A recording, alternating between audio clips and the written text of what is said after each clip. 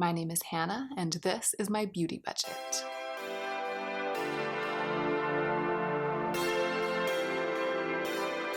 Hey y'all, so today's video is going to be totally straightforward and indulgent. I'm just going to swatch all of the eyeshadows that I own that I consider to be my most extraordinary eyeshadows. Many of these are the eyeshadows that I think about when I'm tempted to buy something new. When a new palette comes out, a new color story, a new formula, a new brand, I think about these. So I thought that it would be particularly effective to gather them all in one place. To be clear, I think about them as a way of reminding myself that what I already own is extraordinary. So by gathering them all together, by swatching them, partly it's just for fun, just to play with makeup and ooh and ah over how special it can be. But it's also a practice in gratitude and a practice in refocusing my attention on what I already have. I know that for some of you out there, you have different things than what I have. So it might work the other way around for you. If you see me swatching something that you really, really love, it might be that what you see in this video becomes the thing that you wish that you had and that you think about buying. And what I encourage you to do, if this video puts you into that headspace, is to do what I'm about to do with my collection, which is to refocus on the extraordinary things you already own, gather them together, swatch them, play with them, love on them. And even if those things in your life are different from the things that I have right here in front of me that are in my life, hopefully this practice can serve the same purpose for you as it frequently serves for me. Let's go ahead and get into the meat of the video.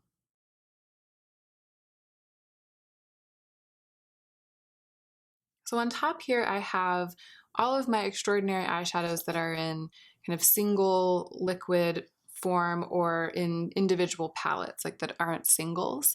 And then under here, I have all of my extraordinary single eyeshadows or eyeshadows from palettes that have removable pans. I've popped them all out and I've put them in here.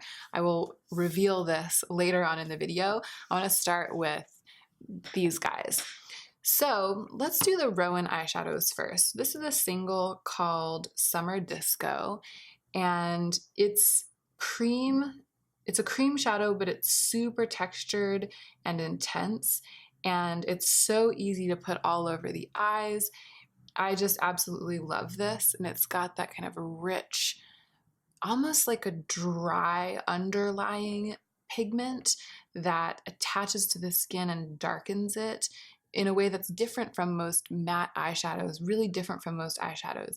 And then all throughout it, clinging to it, kind of creaming against the skin, are these mica pigments in huge flakes. And I've been loving this eyeshadow. I actually wear it almost every day, full disclosure. But almost every time I apply it, I think to myself, I bet a lot of people wouldn't like this because the micas are so flaky that it literally creates actual visible texture on the lids. I love that look. It's right up my alley. It's super editorial and very special, but it's also very strange. That's part of why I love it. It's very, very, very strange. Definitely an extraordinary member of my eyeshadow collection.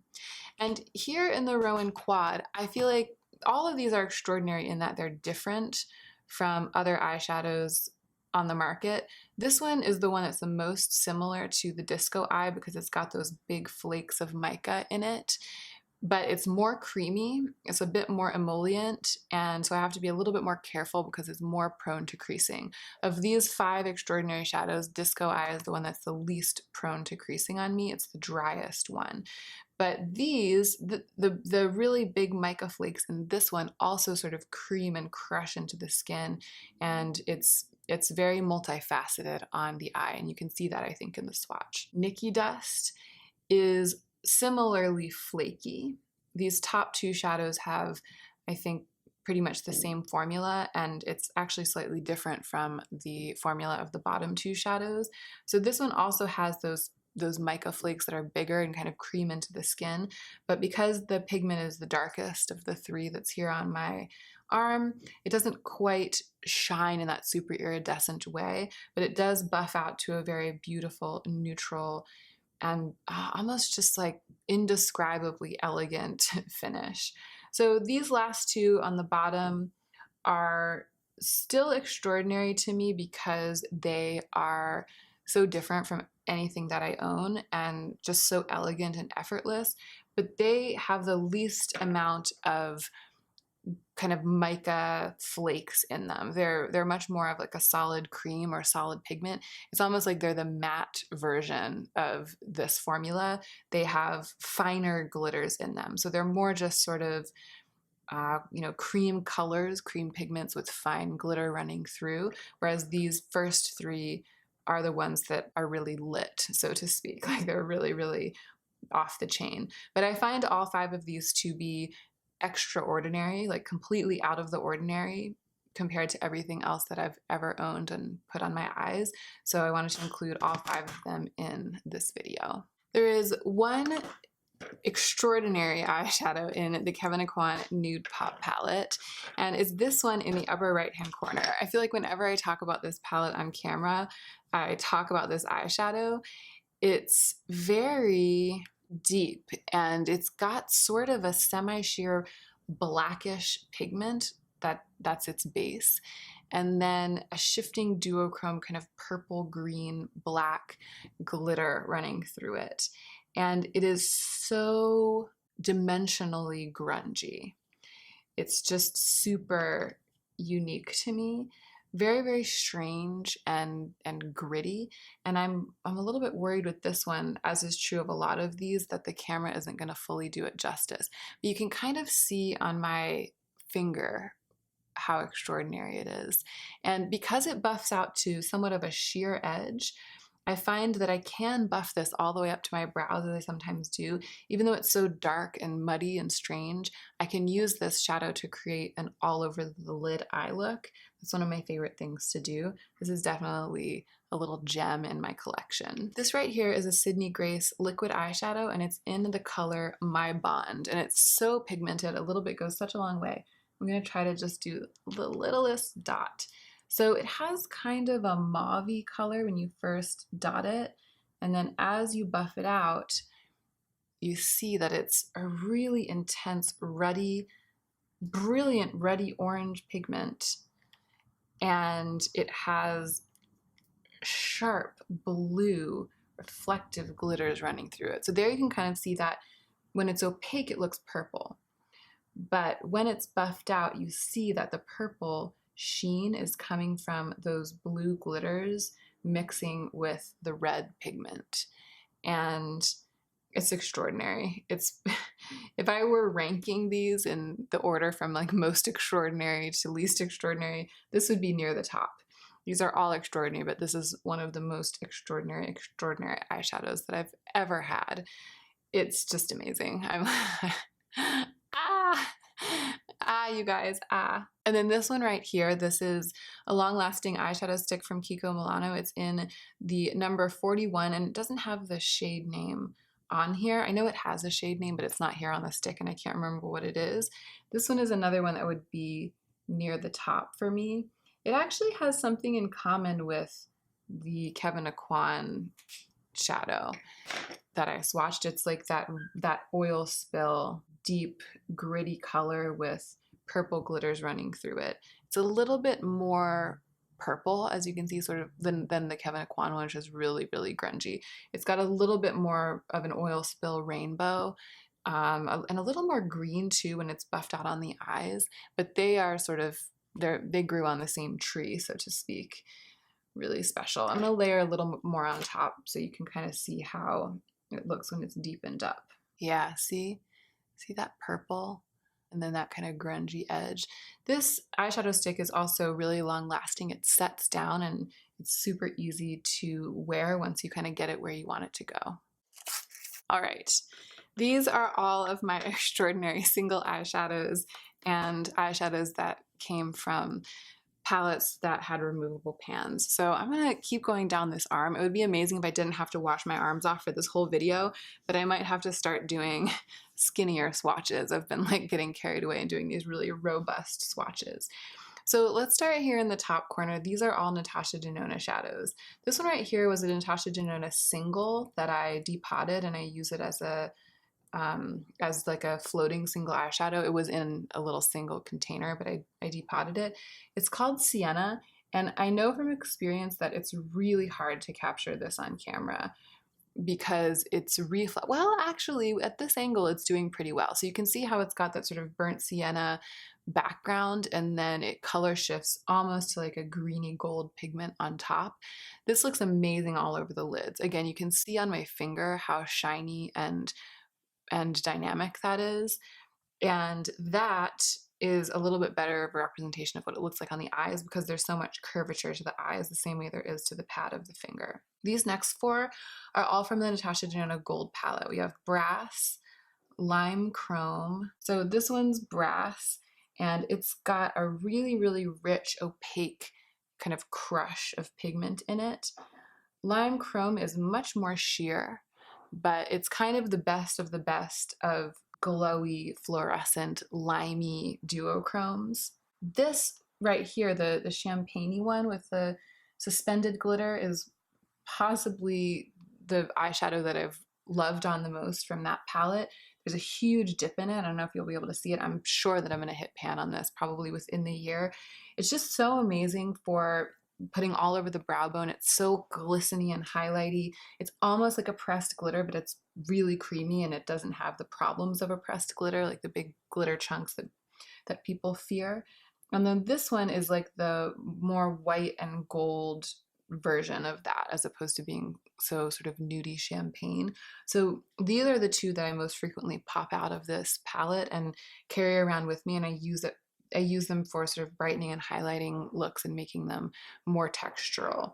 I really, really, really love those two. It's almost like glitters in a clear, glitter suspended in a clear base.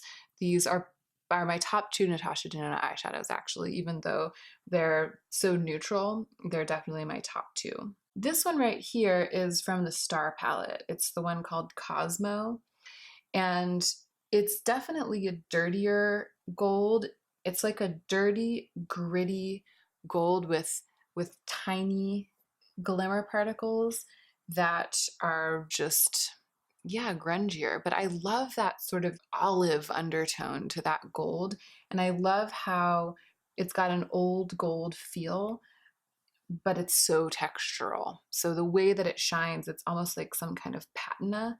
I really, really love this. It's my favorite eyeshadow from the Star palette. I don't think I can fit any more on this arm, so I'm going to jump over to the other arm and then we'll see. I'll see if I can fit all of the rest of these on my other arm. But look at that. Can you imagine a palette with all of those in it together? It's really special.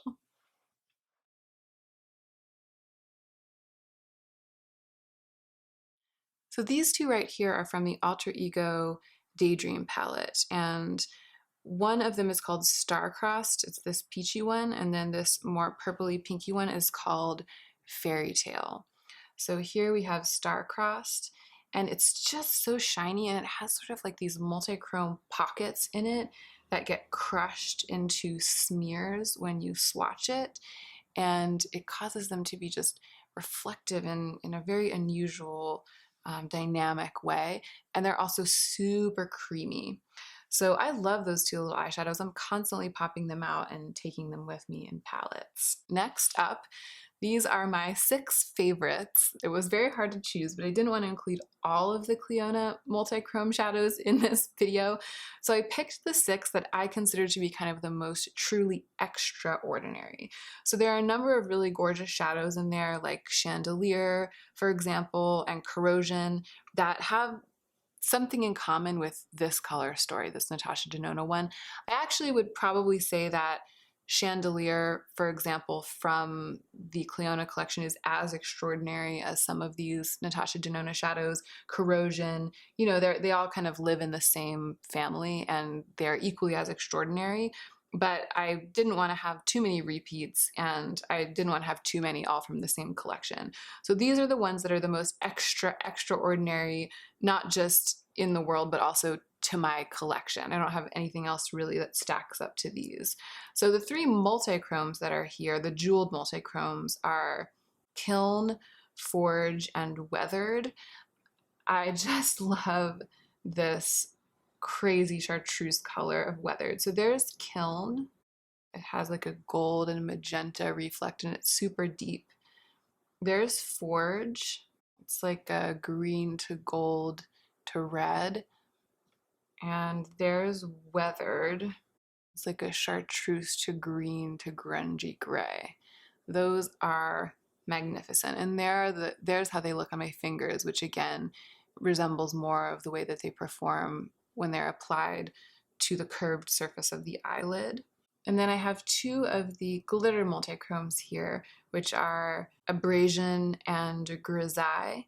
And then the last one is one of the iridescent multichromes. It's Glimmer. So we have Abrasion, Grisaille, and Glimmer's kind of getting stuck into the other one. Sorry, I created a little bit of a blend there between Grisaille and Glimmer, but you get it. They are extraordinary. All right, I better stick with these tightly packed swatches if I'm gonna fit everything else on my arm, but I think I might be able to do it. Here in this little green corner, I have some extraordinary blue-green eyeshadows. This is Queen of Mean from Luxie Beauty. Right next to it here we have Luxie Beauty Rage, and then this in the corner is Urban Decay Lounge. Queen of Mean is more of a sort of gleaming teal. Rage is amazing because it's kind of like a multi-chrome, like it's really, really rich, and the base is super blackened. It's like got a burnt base. And then of course Lounge is the quintessential blue-brown pigment, and it just outperforms all of the other blue-brown pigments that I have. I really love that eyeshadow. That's Queen of Mean. That's Rage with that sort of purple blackened base. I love that. And there's Urban Decay Lounge, and it's got that red reflect, that kind of brick red shining through. And then I'll go ahead and swatch Luxie Beauty Juno. I've always had a hard time getting this to show its stuff on camera. It's maybe because it's just sort of extraordinary to me because it's so the thing when it comes to kind of neutral grungy goodness. So it's brown and it just has this kind of gleaming reddish purple glitter running through it. It's just so dimensional and kind of crushed looking. I think that that's a really extraordinary eyeshadow, even though it doesn't, you know, it's not like putting up a fight against these ones up here, but to me, it's extraordinary. It's like extraordinary that it exists. All right, this little one right here is Luxie Beauty Genesis, kind of a sleeper. When I received this shadow, I didn't necessarily think it was going to be anything special just by looking at it, sort of like a dove gray blue shadow, but it has this crazy kind of muted blue silver undertone that's super unusual to me. That's why I find it so extraordinary.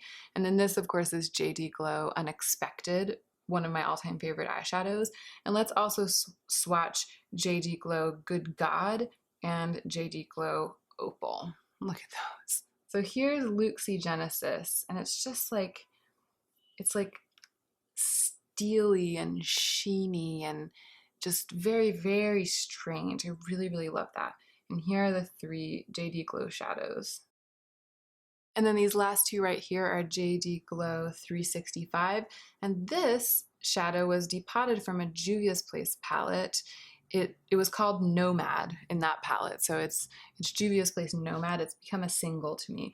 And it just looks like a metallic cranberry in the pan, but it has this slightly pinky shift that, combined with the richness and creaminess of the pigment of this shadow, makes it really extraordinary to me.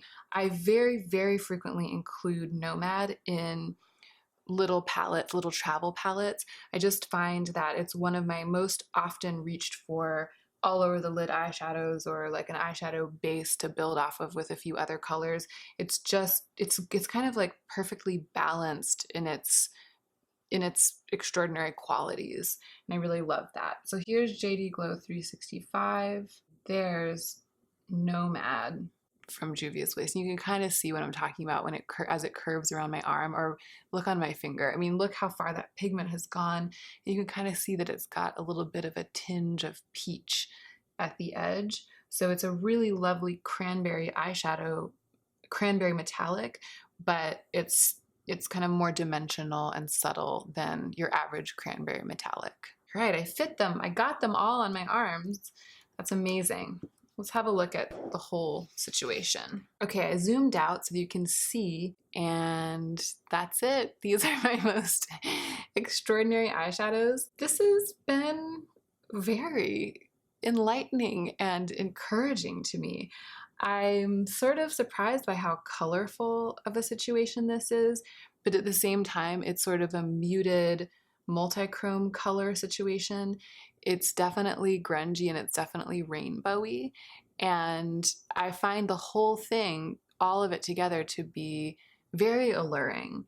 But my favorite thing about these eyeshadows, the quality that earned each one of them a spot in this video is texture, kind of texture, dimension. I really like it when things are original and different and have something about them that really kind of grips at my heart. It makes me want to dig my fingers into the shadow and into the dirt of the earth, and to just, you know, I don't know, chew on chalk and like, you know, smear the juice of beets all over my face and stuff like that. So that's what all these eyeshadows make me feel like doing.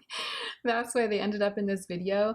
And I hope that this was as much of a kind of bonanza of indulgence in color and texture and pigment and shine for you as it was for me. Let me know what you think in the comment section down below. If you feel like letting me know what your most extraordinary eyeshadows are, especially if there are ones that are similar to these but weren't in my collection, or if you have a totally different definition of what's extraordinary, I would love to hear that too. For example, I didn't include any matte eyeshadows in this. Like, none of these are mattes. And I think to a lot of people, really super saturated matte eyeshadows in special colors are their most extraordinary eyeshadows. So I would love to hear everyone's opinion about this concept down below. Thank you so much for watching, and don't forget to take extra good care of yourself this week so that you can be the most effective version of yourself as you do your work in the world.